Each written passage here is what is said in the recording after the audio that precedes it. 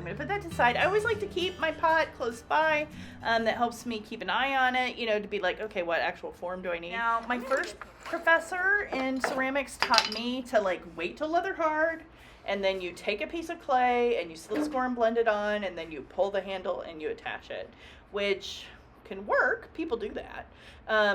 But I found it very frustrating because I ruined a bunch of pots that I felt pretty good about, in that process. Once again, my grad professor is kind of like, she's my clay mom, like she just helped open my eyes to many things.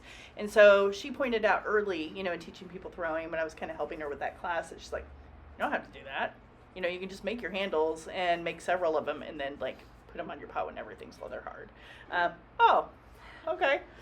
So then you can preserve your pot, and then you have options, right, too. So you can compare different handles. You don't have to just stick to one. She always recommended making at least 10, to go with a singular pot when you were starting at least. I don't know if you have to do that many, but having a few, like probably 3 to 5 at least, would be advisable. So what I'm going to do, okay, I'm going to put this off to the side because that's just going to be for putting these on. I'm going to pull my bucket over here. Okay, and I'm going to pull handles.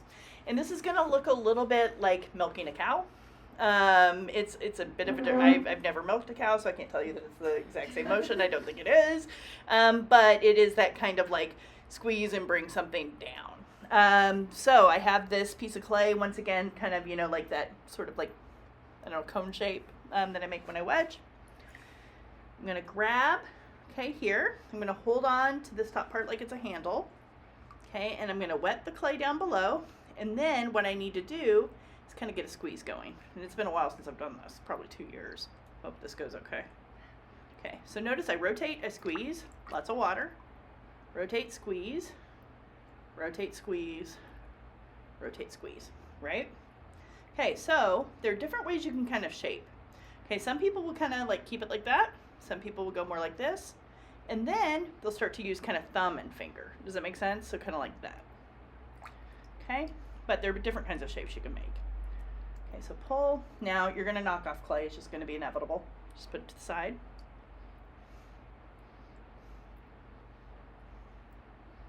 See the handle?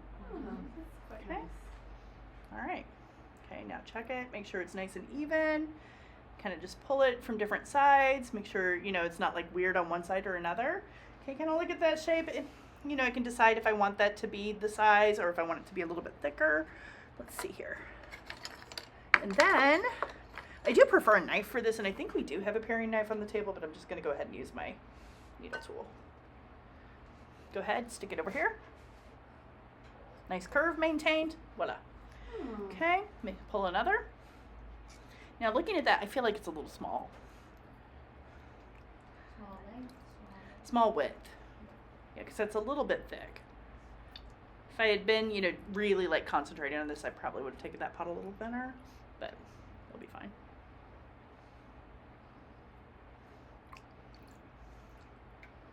Bring down more clay.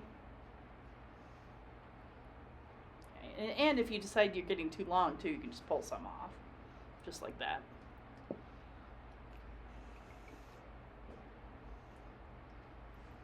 Now this is looking probably pretty easy to do. It's not. It's going to take you some time if you haven't done it before. And there's going to be inevitably people who are breaking it off or not going enough pressure so they're not getting that pull. It's not going anywhere. You need to test and feel for that right kind of pressure.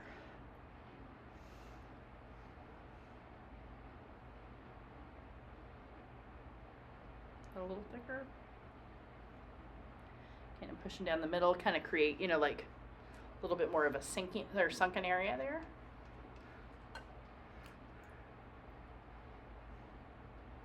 Okay, and you can kind of round them up like that too. Oh, shoot. See, I just did it. Now I could make like a little handle too, make a little one that kind of curls around, something like that. That could work. That's pretty small, once again, though, for that pot. But let's go ahead and put it to the side, because who knows? Maybe I love that one. You never know. And I always cut off a little excess too, because I can always cut it a little further. And then it helps me when I get ready to prep it for putting on the pot.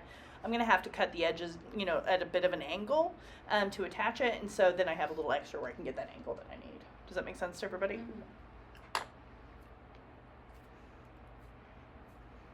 Okay, maybe one more.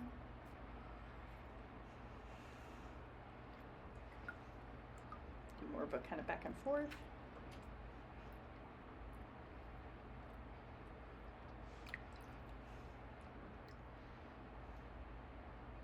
Get a little wider yet.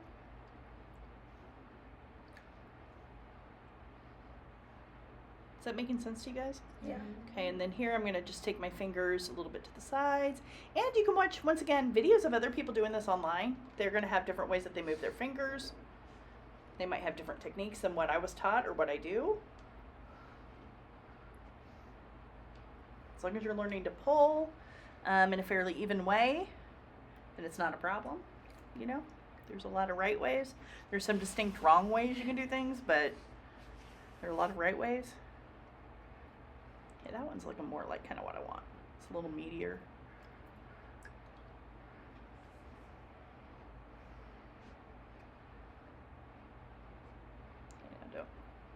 Yeah, don't mess it up, Faltenmauer. Okay.